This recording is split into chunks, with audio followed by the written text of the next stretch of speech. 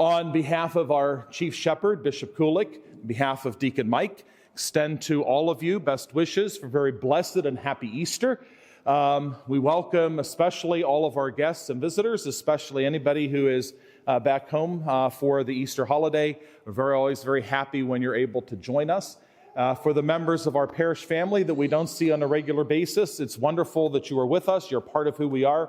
And whenever you're with us, we are stronger. So greetings one and all as we come together on this Easter Sunday.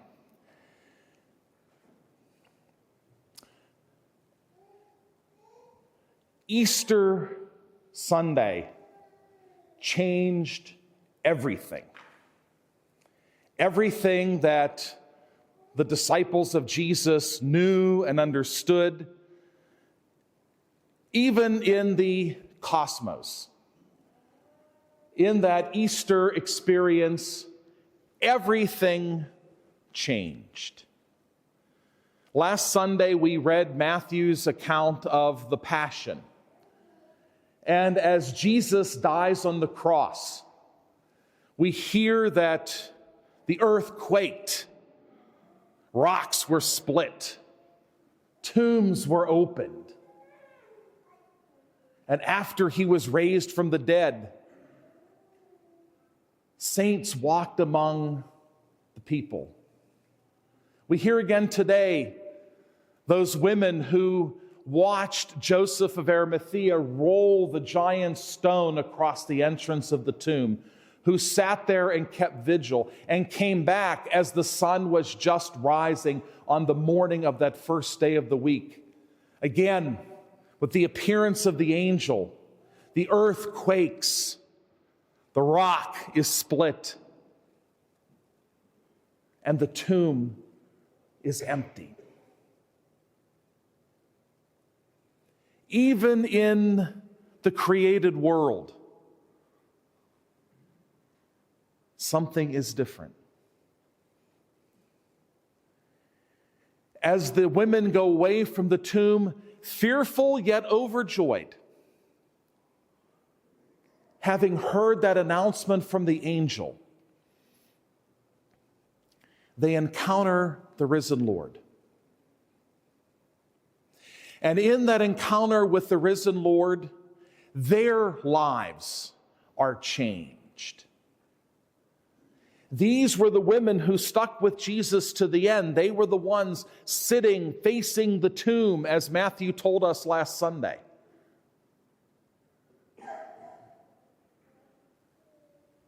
And Jesus speaks those beautiful words to them. Do not be afraid.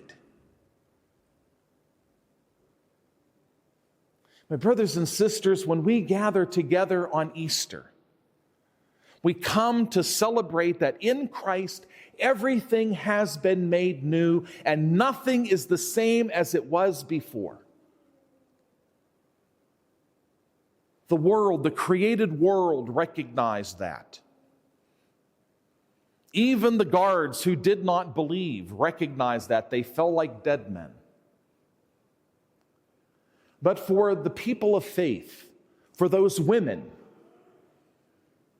and then the disciples whom they will go to and deliver the good news, they in their turn will also see the risen Lord, and their lives will be changed. Everything that Jesus taught, everything that Jesus did, all of that talk about the cross, all of that talk about deny yourself, take up your cross and follow me, everything that Jesus did and taught in his ministry makes sense in a way that it never did before.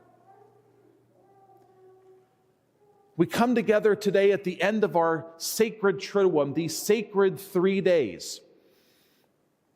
On Holy Thursday, even as the disciples were with Jesus at the Last Supper, they still did not understand.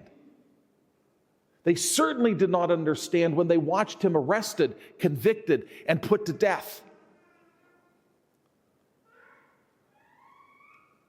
But as they encounter the risen Lord, as they have their Easter experience, everything changes. and everything begins to make sense. When we come together at this holy time of year, this greatest day on our church's calendar, we come to celebrate that, like the early church, as we encounter the risen Lord, nothing is ever the same for us again. Baptism is intimately connected with Easter, because it is in baptism that we encounter the risen Lord for the first time. It is in the moment of our baptism, whether that happens to us as infants or as it did last night for the wonderful people we brought into the church at the Easter Vigil. The Lord speaks to us, do not be afraid. As we grow in our baptism, as we grow in the life that the Lord wins for us by his passion, death, and resurrection, which makes this the most important day on the calendar. There will be times that, like those women, we will be fearful.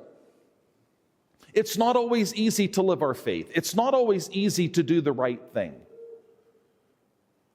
It's not always easy to do the things that Jesus calls us to do in the gospel. And sometimes when our faith is being tested, it's hard. There are times that we are fearful.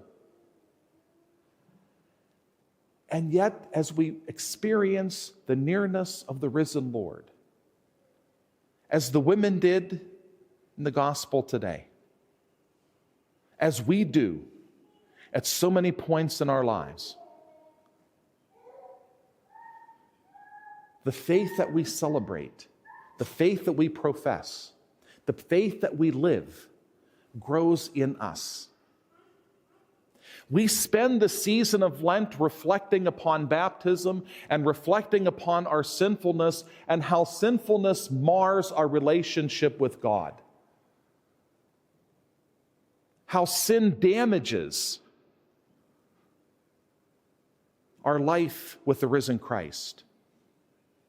And so during Lent, in the preparation that we do, we heed the words of St. Paul in our second reading today. We throw out the old leaven of malice and sinfulness and everything else, so that as we come together renewed on Easter Sunday, we come together not to experience the risen Lord for the first time, but to experience him anew, with eyes and ears and hearts made fresh.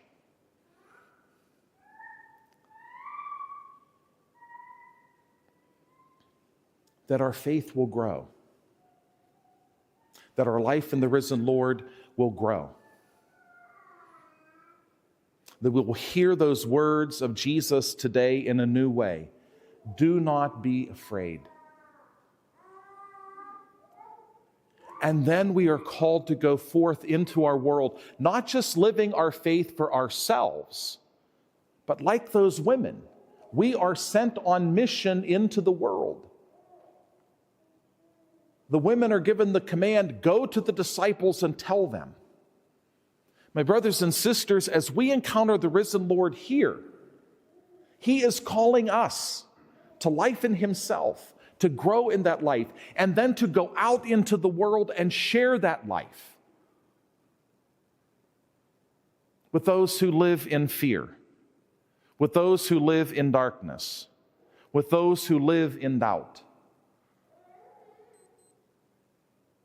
To grow all of us in our life in the risen Lord, to share what we have received. And so as we come together and we celebrate this Easter Sunday,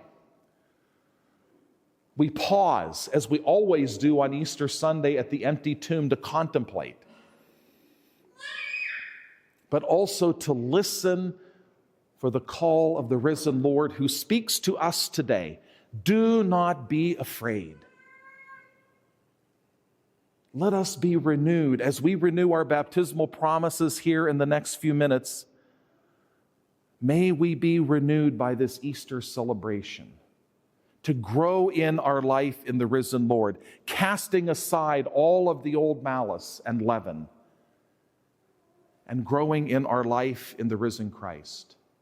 And then as joyful disciples, as those women were, let us go forth and announce by our words and by our deeds that he is risen and we belong to him.